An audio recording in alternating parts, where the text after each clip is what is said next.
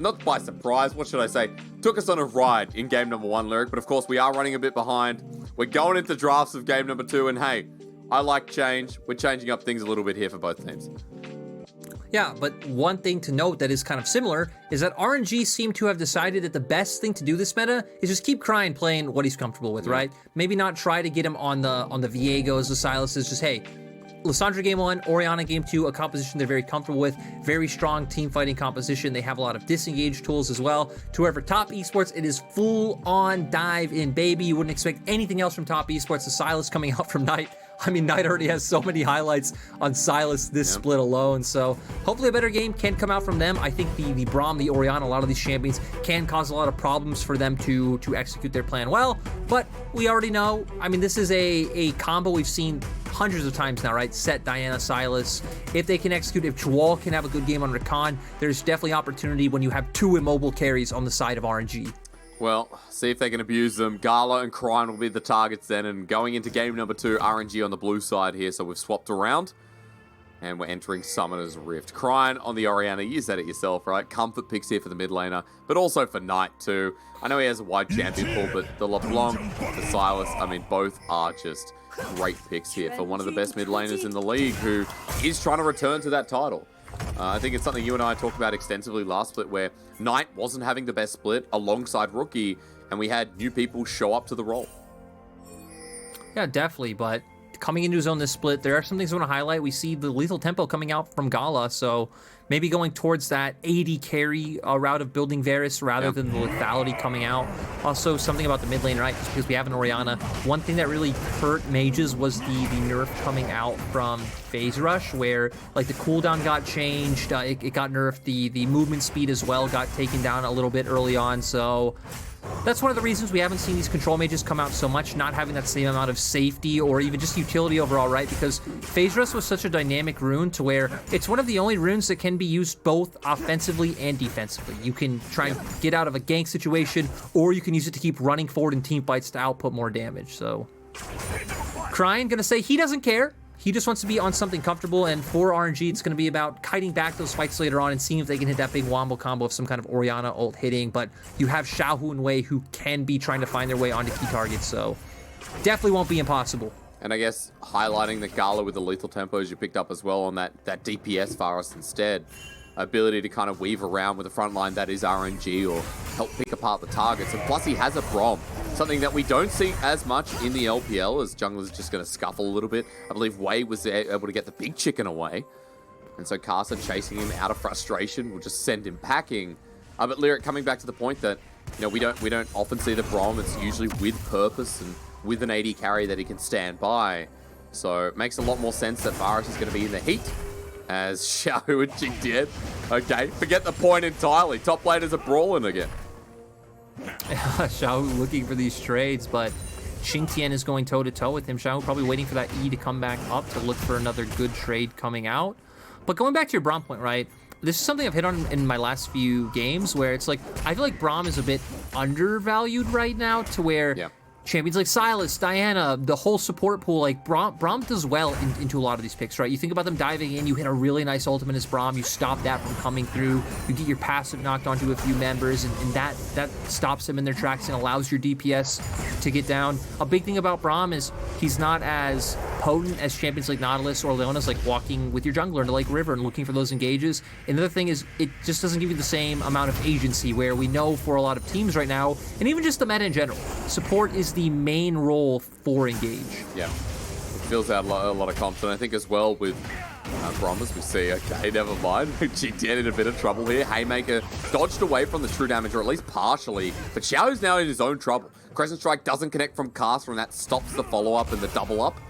As Pale Cascade at the ready, Xiaohu ready to take the Sonic Wave, but that is no. And Xiaohu will actually just stick in the lane. He's going to safeguard away and toy with Karsa as TP comes in. Well, the thing is, I think this is actually pretty massive from Karsa to be here and to stop this from happening, because you look at what Xiaohu did, right?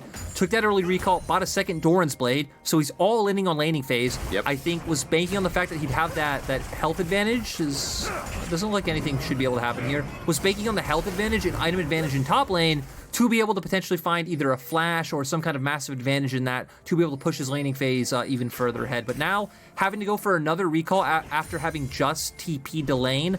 The wave did not crash into QingTian's turret, so he was able to deny minions from the side of Xiaohu, and Xiaohu's only falling further behind right now. So top lane going much differently than game one. And mid lane's going differently. I mean, overall, Cryin, you talk about agency on picks. Orianna versus Sylas, abusing the range advantage so nicely.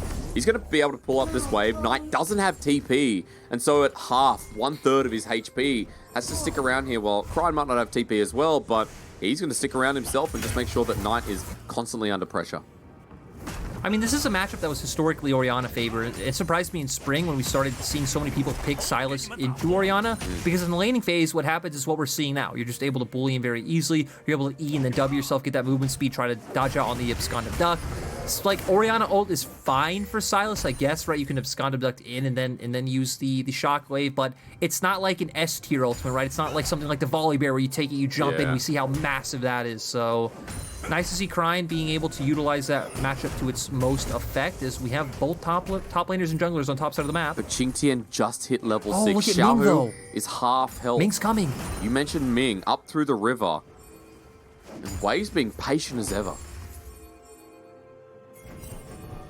I mean, for RNG, they have numbers advantage, right? They're feeling good. Xiaohu doesn't have ultimate, though. That feels like that can have a pretty big impact if QingTian can find a nice showstopper. We're going to whisper, because otherwise they'll know. They're going to make the play starting now. Level 6 still there. Xiaohu doesn't have the kick. QingTian trying to angle up. Wade jumps in. The Winter's bite, but the face breaker. Haymaker. Dunk down. He survived for long enough, but Karsa can't get in. He too didn't have the level 6. And RNG numbers advantage takes all. In the end, Ming was too OP. Hysterics. Knight's here now, but he's going to back away. Okay, let's stop this one. Please see top esports. Maybe we get more viewers for ASMR. Who knows? No. That is not for the LPL stream, but we see Zhuo and JackeyLove zoning Gala off. So at least an appropriate response to the bot side. Oh god, Cryin's here though. Yeah, has the shockwave waiting for JackeyLove. He's not going to be able to escape out of it, but not enough damage here from the Orianna early on. So they'll just walk through, and I guess JackeyLove realized that, hey, it's an Orianna with a tier and an Oblivion Orb. What's she going to do? Yeah, and you know, Gala was only level 4. Gala really didn't have any damage, wasn't even in range to try and get off the combo that he did have. Understandable Oblivion Orb coming out. We see it. Every AP champion that goes up against Sylas in lane right now buys it just because of how cheap it is and how easy it is to get in lane. So Cryin trying to utilize his window. Now this will actually give Knight time to move. He is just going to dedicate that to clearing out this control ward. Looks like he might get some vision on enemy Raptors as well. And yeah, I feel like we're seeing a pretty good response from top esports in regards to what RNG did. And even despite the play topside, right, because of what happened in early laning phase, Xiaohu's still behind. Xiaohu's still about 20 CS down, has finally picked up a longsword and ruby crystal compared to a pickaxe coming out for QingTian, so you would expect QingTian to get towards that mythic first and be able to start having a bigger impact. And now for RNG, you're gonna have to do something different. You're not gonna be able to snowball the game off an early lane advantage like you did last time around. It feels like it is gonna come down to more of that mid and late game composition that we thought of like, hey, kiting out top esports engage, once Cryin is strong, being able to get his damage down, and especially peel for Gala. So feels like a very outdated comp, but we know the reasons why RNG's doing it, because the meta wasn't really working for them. True. I mean, they're going to find their own way at the moment. I like that you bring up top esports conditions as well, though. You know, getting that engage off and tunneling down, because they're trying to do that right now. Knight and Karsa have positioned towards bot side, and Moonfall is now available. While in the top lane, oh no! QingTian just punches Xiaohu to death. I mean, the advantage, right? He has a level lead. He's higher base stats, higher damage is coming out. The items, he was already able to zone him off just from all of those things. Looks like both of them had to use flash in that exchange as well. Looks like Cryin gonna try to use his window to move from mid to top to at least clear that wave and make sure they're not losing too much EXP and gold off the map, while Xiaohu actually gonna make his way towards the mid lane. Okay, just get something back in the game, but look, we'll watch again at the 1v1 because Xiaohu took it and right into the wall. Close call. He actually kicked him mid-animation too. Yeah, so it didn't actually go through, and QingTian stays in range, and I mean, the damage from his passive as well, and like being able to get more Qs off, looks like he was able to just take him down, so miscalculation coming out from Xiaohu. We are going to see the top esports are here first. Both JackeyLove and Zhuo are here. You would expect this should be a Rift Herald for them. If you look at RNG's bottom lane, right, they're staying on the bottom half of the map. But Karsa doesn't have flash. Just note, if the Crescent Strike, Lunar Rush not available, Karsa will not be able to flash in for that Moonfall ulti. Top Esports get themselves a 4-man on it, draw flashes in, Knight steals away the Shockwave. JackeyLove has himself a Killer Instinct, but it's all to force them away. Cryin burnt his own flash for the sake of Dwarves, and they get the Herald as well. They only traded away for RNG hitting bottom lane turret. Oh, gotcha. I was actually going in. Okay, just a bit of a trade, though. I think RNG are very fortunate that thing go worse, right? Because I'm surprised that they would be in that position when they are just committing to getting plates on bottom lane. So overall, feels like this was a very worthwhile trade for RNG because they were able to get so much and deny so much from the side of Top Esports. Like, right, this wasn't just one plate for Gala. This is a few plates for Gala. You've denied now 2 or 3 waves of minions from JackeyLove. They were all sharing EXP, and Cryin didn't go down to where if you hit Abscond Abduct, maybe Top Esports can get 2 or 3 kills in that scenario. So, I mean, a bit surprising RNG took the risk, but it didn't matter in the end. Yeah, I mean, they have the gold lead because of it, right? And even in the top side, we'll have to see what happens because Xiaohu just used his kick. Safeguards away from the face breaker, but can he do any more? Showstopper down while Knight turns his attention onto the bear, who's deleted. We call Peter, but no one responds as Xiaohu joins as well. 2-1 and 0 on QingTian. Bot again trying to get some value out of it, but Top's going to drop down sure enough. Yeah, nice play coming out from Top Esports. Now with JackeyLove coming back to lane, right, has Green Quiver, has a serrated Dirk, so you'd expect that Gala and Ming maybe not able to push into that turret. I think they do have to be careful, though, because both of RNG's soul laners do have TPs and can look to make a play there, maybe force them off or threaten a dive, but looks like Gala and Ming are just going to go for the reset. I mean, Gala must have tons of gold, right? Gala must be sitting on just a ton of money, maybe even just close, or I don't know if he'd even be on his mythic at this point. 4,100, so about 700, 600 gold over JackeyLove right now. Which is big, right? And I think we also need to note that Cryin is not over gold in Knight, but has a big CS lead in this mid lane, which is keeping him competitive with Knight, who is able to pick up that resources, especially that top lane first turret blood that Top Esports got. But now Knight's in a bit of trouble. He's going to be bopped away. I think he flashed immediately, but Shockwave's going to bring him back in. Flash again from Wei, and Cryin picks up the kill. They never say die. Yeah, and, you know, RNG, I'm actually surprised they had the damage to take him out in that Me one. too. Cryin was holding on to the Shockwave, did get it after the flash came out, which was nice, allowed for Wei to get the flash and come in, so this one's extremely back and forth, right? Because RNG have had like better control over the map and like the waves and what's going down, but Top Esports have been finding their own creative ways to stay even in gold, especially through skirmishing. That's where they've been really strong, but they will have to drop this one down from the fact that Wei is hovering around bot side. Turn it on to JackeyLove. Chains corruption cleansed away from Ming, jumps forward and casts on the wing. Wei just shadowing in case Diana follows through. And that's what Wei's really been trying to do. Up in the top side, even towards mid. Wei's all been about the counteractive plays this game, Lyric, and you can see his CS is suffering for it, but he's still trying to keep RNG level, moving into that mid-late game position you talked about, where their old-fashioned sort of comp really comes alive and finds its avenues. And I'm really interested to see how it pans out, right? Because Sett, I think, offers and provides more utility in the late game. Diana definitely outscares the Volibear. We know Sylas, Orianna is a bit of a wash in terms of what they can do, but Orianna probably favored the later it gets.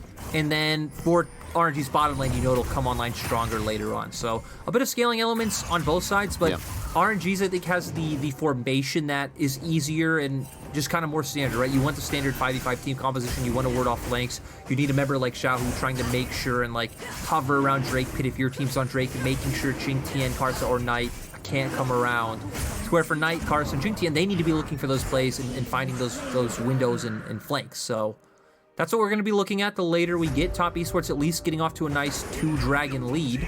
Yeah, it really puts agency onto this soul. It is going to be a Cloud Soul once again, but still, I think one thing I didn't mention in the BLG series, the fact that Diana with Cloud Soul, her ability to reposition is always big. Even Sett too, right? It is a soul that can be used and is still a big advantage for this team. So 2 more to go here. Again, puts the agency on those objectives. We also have to look at the second Herald will be the next one we're talking about too. Something that has today really been looked at quite heavily. So we'll see if teams want to fight over it when we get towards that mythic place, because that's the place we'll be when that Herald spawns. I mean, when we're all about snowballing gold leads, right? LPL teams love that injection of gold when they can start breaking down turrets, get the map open, put down some vision. I think not as not as high priority as something like First Herald, where plates are still up and you're able to get a higher gold injection out of that one. But still, any chance to set up a fight, I think, especially if you're the team that can win skirmishes at that time, is Knight finds the kick. And if Scott Duck lands, Karsa predicts Xiaohu safeguarding. And that was just great from the jungler of top esports. I mean, Karsa read him like a book. And they pick up another kill, and this is how they've kept the gold even now with the slight advantage on their side, right? So nice coming out from RNG. Gala as well, getting the Immortal Shield Bow. I was interested to see if he'd go for Immortal Shield Bow or the Gale Force, right? Because with something like Gale Force, you at least have the dash to try to keep distance away from other members of top esports. But with Immortal Shield Bow, gonna be able to get all that sustained. JackeyLove hit by a bear, unawares. Yep, Stormbringer down, and goodbye to JackeyLove as he hits the ground. Top esports lose 1 for 1 in an elongated play across the map. And Gala would just be able to push the mid turret. Not sure if he can get this one, Lyric, but at the very least, a bit more damage done. And I feel like the big thing is he's just continuously furthering his advantage over JackeyLove, right? Yep. More CS that JackeyLove's missing, more gold in the XP is going down. Karsa's coming. Looks like they want to threaten the fight, but not going to be able to do anything. Actually, RNG! And they're going to get the Winter's Bite passive as well. A Knight for the re-engage doesn't land the Abscond Abduct onto Wei, and Zhuo gets poked down by the Blighted Quiver. Gala just keeps hitting away. I mean, Gala's a big issue right now, and RNG managed to walk away. Gala doing a nice job so far, and interesting to see RNG kind of bring back the like protect the president sort of style with Gala and enable him to be a big threat. I think so far Wei has been such a big defining force in this series. Like we highlighted in game 1, I think he played extremely well. You know, we can overlook the Baron shenanigans, which were pretty kind of like bleach on the eyes, but you know what happens? It happens every now and then. This time around, I think having a massive impact in this game.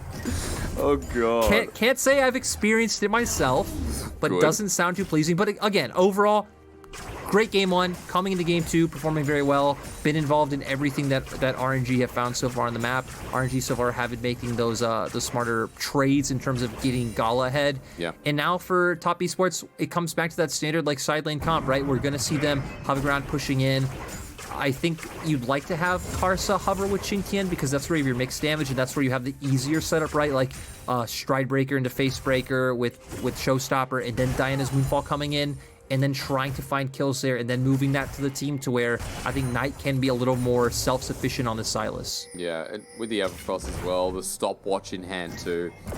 The ability to buy time and, you know, run into the team and create distractions, something that Sylas is so good at. Buying time. When you were mentioning items there as well, I think it's important to note for the audience that Stride Breaker is still Stride Breaker. It's 11.12. It's not, you know, our new item that slows everyone down for an absolute millennia and still has the gap closed. So keep that in mind when you're watching QingTian trying to close these gaps, especially towards this next dragon, because 50 seconds, RNG have themselves a lot of vision control in the river. And top esports, I mean, they're just trying to manage sideways right now, like Knight's done on the top side, like QingTian's doing here, getting ready to push up as a group and try and clear out some of the deep wards. And I like what they were doing as well, to where they know they need to have Wei hovering with Cryin to push out the waves. Cryin, of course, not feeling comfortable sitting in side lanes as an Orianna. You do put yourself under a lot of threat from someone like QingTian finding an engage on top of you. So even look at him now, right? Doesn't even walk through river because he doesn't have vision. Goes back around. Knight, though. Gala flashes away, but he's in a lot of trouble. The Moonfall onto 2 RNG. Their bottom lane is kaput. And Xiaohu joins on in, looking for the kick into the back line. He'll do quite a lot of damage as Cryin sets up with the shockwave, but it's already too late. Flash Haymaker from QingTian is huge. Xiaohu, he was a 0-3 least in. He's still alive, but for how much longer? As Cryin getting bullied out by QingTian, but the tables have turned. Xiaohu on the greatest escape since the amazing race, as Knight will take him down in the end, and that's just how garbage that show is. Doesn't make any sense. I just really don't like reality TV. Cryine's the only one alive, Lyric, and RNG get absolutely wiped. Yeah, RNG not having the best of performances. Top esports, they were able to get to the fight first. Even the shockwave coming in from Cryin, right? not doing the most damage at this point in time, but the bottom lane of RNG was already down, and we highlighted that RNG's comp is very much about protecting Gala, buying time, Braum right in front of him, outputting as much DPS as possible. As we're going to see how it breaks out, because it's actually RNG being the one contesting top esports, right? They're walking into their jungle, they're like trying to put damage down on them while they're taking vision, and just sets up for the perfect combo. Teleports come in, all of TS are now here. A 5v3 Cryin does get here at the last second. We do see a shockwave, but look at how little damage it did to the core members of top esports. Nice Q coming out from Xiaohu, immediately flashes onto Zhuo, hoping to find 2 kills. He isn't able to do it, and that's when we got into your tangent about reality television. Yeah, it's not good. That's why it's good to have the internet, folks. As Cryin dive territory, it's gone to duck. The dissonance does a lot of damage, but the Everfrost locks him down. Shockwave good, but Moonfall just in case. I think Karsa really needed to pull the trigger, and it's good that they got the kill after a close call. Yeah, Knight even had to flash in there to secure that he would hit that shockwave, so utilizing a lot on that play in terms of ultimates and summoner spells. We're going to see RNG try to answer on the opposite side of the map. Going to steal away all the jungle camps. They already have good vision around Baron. And man, it's so crazy to see like such a contrasting series to the first one, right? To where gold super, at least this game. Game 1 I think was a bit more one-sided, but we still saw top esports try. This game though, we're seeing RNG do such a good job of like staying even in gold despite the fact that top esports are finding all the opportunities. I guess the confusing thing is that both these teams are so far down in the standings. Like both teams are under WE, they're both similar to BLG, yet you still see them putting up like a lot of good performances on the Rift that would make you think they were higher. You see a different level of play, right? It's that experience, it's the veterancy on the Rift, and you know, a lot of people tune into esports broadcasts. I'm keeping an eye on Xiaohu and Wave, folks, but not sure anything's actually going to happen as Knight's backing. He's gone. But coming back to your point, it's like, you know, we've seen these teams play at their top level for the past couple of years. You and I especially. In 2020, you and I did a lot of casting of RNG top esports in their individual games and even versus each other. This is a team that, or these are teams that have actually put up some top tier performance, and we still see on the Rift, we still see through the first 10, 20 minutes of the game, they play very differently. They play, you know, very contrasting styles depending on their composition, but they have a good understanding of not only what they're playing, but what they're playing up against. And I know that's a bit wishy-washy, but you are still seeing the best out of these teams. Oh, look at QingTian, though. Just different levels. Finding an angle. Yeah, if QingTian can get in, well, onto the back line, he's done it. Who's caught out, I wonder? It's Ming, but he's surviving a long time. The Braum over the wall. Over to Xiaohu. Shockwave only hits QingTian, but Karsa. The Moonfall! That's huge! RNG have been scattered, though. Will they survive? Ming, long time that he lives around. As RNG still have some core members, but Xiaohu surviving on a hair's breadth. Cryin, Ming, both dead. QingTian, JackeyLove, dead as well. Somehow, an even trade. Yeah, the big thing for RNG is the fact that Gala was able to survive. You also saw top esports throw so much into trying to kill Ming, right? The showstopper comes out onto Ming, a lot of burst onto him as well. Knight wrapping her from the side, also going on top of Ming. They did secure that kill in the end, but makes you wonder if maybe if resources were utilized elsewhere, if they would have been able to get a more favorable fight. I'm sure we're going to get a replay to find that out in just a second, but extremely competitive here on the Rift. That is RNG's win condition on that last fight. Keep Gala alive. Top esports trying to cause as much chaos as possible. Did find some kills, but it wasn't enough. And Knight as well. I think someone we're going to see in this replay kind of carry through the play. Let's have a look again, and because QingTian started it, trying to ult it. Yeah, we see them all go into the side of top esports. Knight, though, on the back. We see Shockwave come out only onto QingTian, which is a bit disappointing. Is Karsa going in, I think, hitting a pretty decent ultimate. And this is where the members of top esports were able to do well. Knight especially able to finish off the kill onto Ming. But on the opposite side, RNG were able to find those 2 kills with, it was Gala and I believe Xiaohu. Notice his itemization. He's got a wit's end. I mean, after the play, I think the Zeal was added on top, but a wit's end here against the Diana, against JackeyLove has some latent AP damage there as well, and especially against Knight. So it feels like it's a tool that's going to come in real handy here for Gala as the second item. The person that has the Volibear, the Lee Sin, especially Ming here on the Braum, standing right in front of him so he can put out that DPS on the Varus that going on hit is something we rarely ever see, even in the LPL. I just wonder how well it'll do for him because, right, he's going to lose out some in the damage department to, like, pretty much any other item that he could have picked up at this point. So his thought process seems to be, if I can survive the initial burst, we can win the fight. And typically when you have thought process like that, it'll signal the enemy doesn't have enough damage. But when you look at top esports comp, it's stacked with damage. So I'm not quite sure how that will work out. But hey, well, you know, we're going to see it. If Knight and Karsa can find their way onto him, I would assume Gala would just be dead anyway, right? If Knight and Karsa get on top of Gala, he should just go down regardless of the amount of MR he has. But still, going to be able to off-put some good damage with the on-hit like you were talking about. Just waiting for someone to get on him, though. Still the question. I think going into the next play, though, Lyric, we're looking at top esports moving towards a Cloud Soul. Again, something that RNG might want to contest here. Baron has full vision for top esports as well, if RNG try to flip it. And now just gearing up for the waste. 45 seconds, top left of your screen, folks. You can see it. And RNG still in a position to fight here. Let's just remember that gold's only 2,000 in the lead for top esports. It's been a very competitive game, and these fights have been a lot of fun to watch as well. So I'm waiting for the next one with bated breath, hoping that we get these standout performances and seeing if Knight can just clear away the back as well. I mean, the thing is, right, this is going to be solo if top esports pick up the Drake, so RNG need to fight this. We're definitely going to get action in about 19 seconds time. We see top esports even setting up for Knight to be able to wrap around if you look at where he is on the minimap. Xiaohu looking at the Sonic Wave. Looks like top esports just want to set this up. Going so deep as well. RNG on the left wing towards the Baron. I mean, threatening this side of the map, while Dragon's now up and they say, Lyric, forget Cloud Soul, we're going to start the Baron. Yeah, and top esports put in a weird position. They thought, hey, maybe we try and threaten with 4 while having 1 do Dragon, but top esports realizing they need to send all 5 members. RNG are doing this so fast. It's going quick. You have an on-hit Varus, but into the backline. Knight flashes to the shockwave, doesn't get it. While into the backline, Gala's knocked up. Sett gets in as well. QingTian may have carried the fight as they all have to get back, but the moonfall from Karsa. Gala, only just alive, tries to poke down for the kill on top of Knight, while Cryin is such a big boy. Dude, Karsa's ultis are bringing in so much. Yeah, doing a great job on this Diana, right? Knight might be the one who's picked up all the kills, but Karsa has been getting assists for every single one of those kills he's picked up. Xiaohu coming back in. Okay, Cryin doesn't have flash or shockwave. Poke down, Zhuo gets himself a bit of healing. Xiaohu is fast as ever. The blind monk trying to feel the obstacles here. But JackeyLove and Zhuo over the wall. JackeyLove! Oh, JackeyLove! Flashes over to Cryin! Now everybody's in, but JackeyLove still alive. Sonic Wave is there. He'll get taken down, but Knight has his Chains of Corruption, or at least did. He'll clean up as well. And JackeyLove, man, we know he makes those baller plays.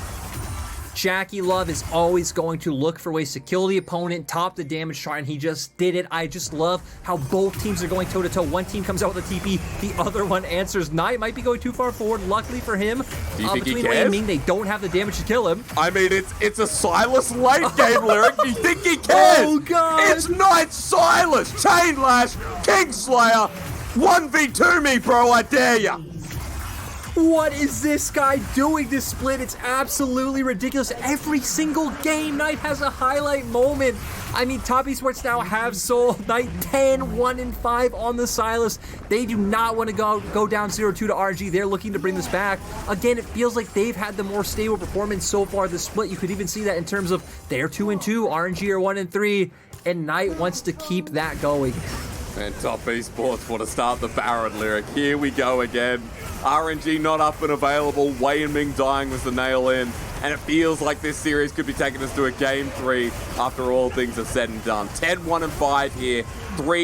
4 item Sylas with a 25 stacked Magi's.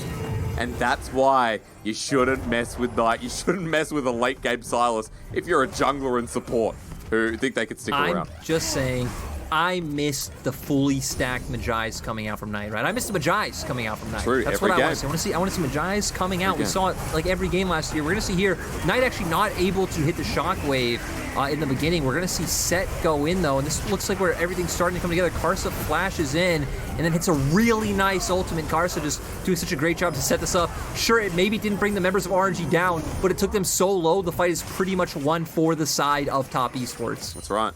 Means nothing could happen from there on. And now top esports in live time, almost 7,000 gold ahead. Baron buff in the back of their pockets as well. And you have a Sylas, you have a Sett who in the side lane has been doing well all game. I think we got to note that QingTian has been a good part of the setup of the fights as well. the control for top esports is immense, and you can just see everywhere but the top wave crashing in, and top esports just going behind enemy lines looking for angles. Yeah, Knight now going to put so much pressure on mid lane. No one can come fight him. We've already seen he can 2v1. That was 4 Petricide bursts. Knight's level 18. He now has Stormbringer, by the way. He'll just abscond, ducked out, and cheers for the inhibitor. You know, I can't see exactly how much AP he has on my screen. It looks like 641. It is 641. It's a lot. It's a hell of a lot. Ladies and gentlemen, we cast in 360p, so forgive us if that's a 5 yes, or a 6. we do. So, you know, we're trying to understand, but still, it's a lot of AP, right? The stacks of Agi's are going to do it. He bought a Rabadon's flat out after the fight, Lyric. He didn't even have components. I'm pretty sure that's flat out Rabadon's.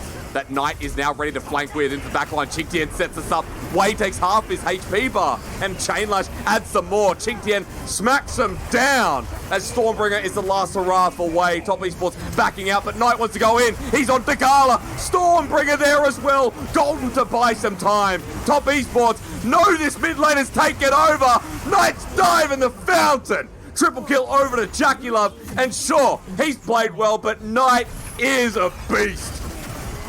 This team brought us to the full series the last time they played. You couldn't expect anything less. Coming back this time with top esports, taking us the distance. 841. Cheers to the little balance over to chat there. Lyric, that's a lot of AP. And boy, oh boy, did he use it in the last play. 1 apiece here for RNG versus top esports. It goes the distance, and this is what you want out of our midweek, not match of the week, mid-season match. Yeah, definitely right. I mean, like I said, I think both these teams definitely showing a lot of better things than what their standing currently reflects. And now, I mean, I have no idea, right? RNG, I think, played phenomenally in game 1. We saw them find the advantages early on. This time around, it's top esports who were able to come out ahead through the skirmishes. RNG kind of looked like they were playing the map better early on, especially with keeping Gala down in that bot lane away from like the Rift Herald plays. But it didn't matter because top esports did find the skirmishes. Karsa did have amazing ultimates, and it enabled Knight so much.